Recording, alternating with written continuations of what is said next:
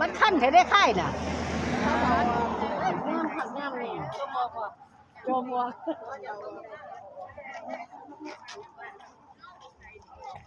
ส่งทองมาหนักป่ะมันกระเป๋ายุ่งรถลื่นมาก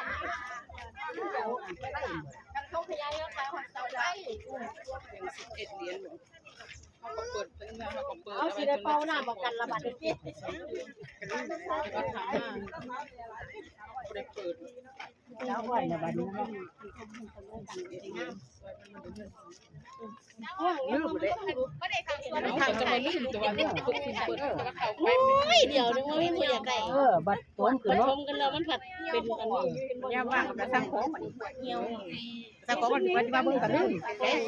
มันชมเขาบอกว่าเปิดได้ตอนเช้าจากนั้นมีเวลาเบิ่งซีรีส์กันซีรีส์ของไปขึ้น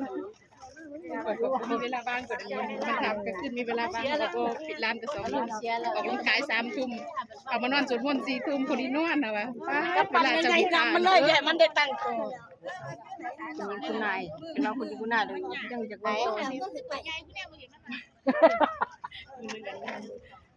อันแกงน้ำแกงหัวหวนวันใหญ่กับใหญ่อันบุญเหลืองกับหวนไปตายมันได้เลยไปตายมันเป็นซี่ก็ไม่ได้มาไม่ได้กอเขาว้าวความจะมาไปมันไม่ได้อยู่หัวเล่น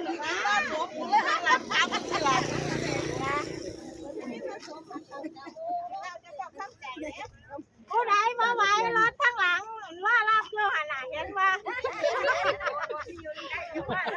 ก็ไปเราไม่อยากเป็นผู้เฒ่าที่คือว่ากันที่ต้องงุ้มแหมบอกไปก่อนว่าเป็นผู้เฒ่าที่ว่ารถเด็กว่ากระชั้นเดี๋ยวเขาบ่เลี้ยวเบิ่งเฮา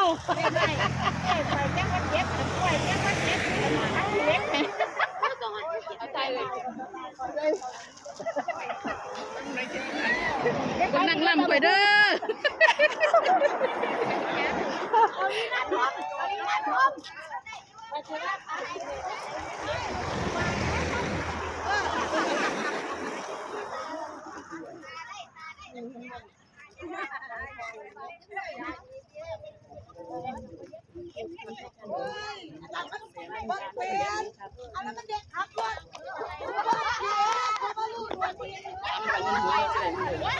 จนหนาวเลยลืมส่งเขาโทรมาหาเลยสั่นตัวแต่เงินมาหมุนเข่ากระเป๋าเจ้าของเอาให้เงินเอาเงินให้เขาก็ลืมส่งเขาโทรมาถาม15 คนลืมตัวปีแต่ว่าลุงเขาอีบ้านอีส่งมันคันมาเกินไปล้วงเขากันล้วงเขากันดีเนาะล้วงอันนี้หลายเขา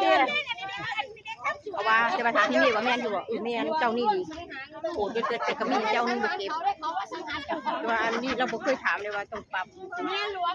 สังหารละว่า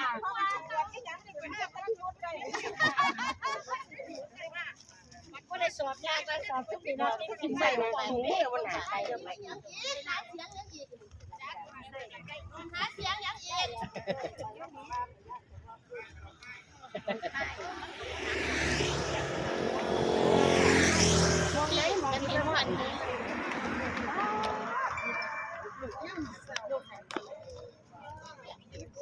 วงนะครับเป็นบุตรคนลูกคนเดียวนะครับประวัติการศึกษานะครับจบชั้นป .6 นะครับที่โรงเรียนบุตรแทนนนปลานะครับ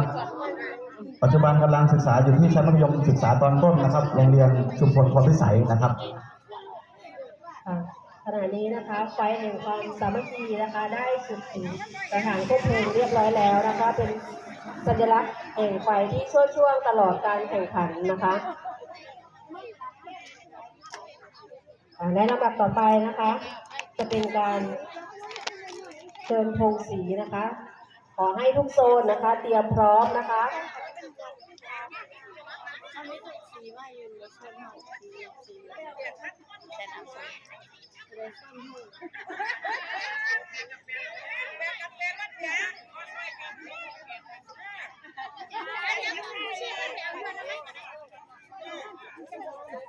นั่นแหละที่คุณหมออยากแก้ปวด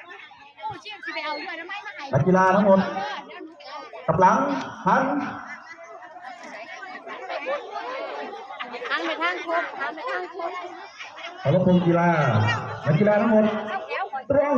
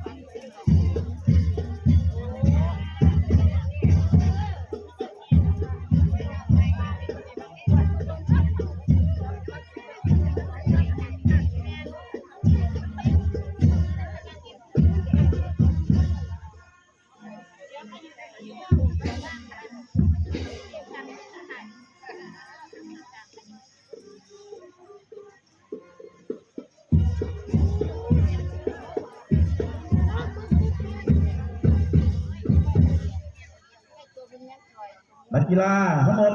กลับหลังหันครับแล้วก็ต่อไปนะครับเราเชิญนักกีฬาอาวุโสนะครับ ได้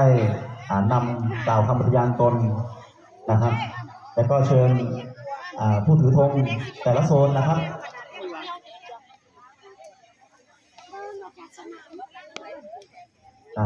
คนที่ถือธงแต่ละโซนนะครับมาหานักกีฬาอาวุโสเลยนะครับวันนี้เราได้รับเกียรตินะครับนักกีฬาอาวุโสนะครับ จาก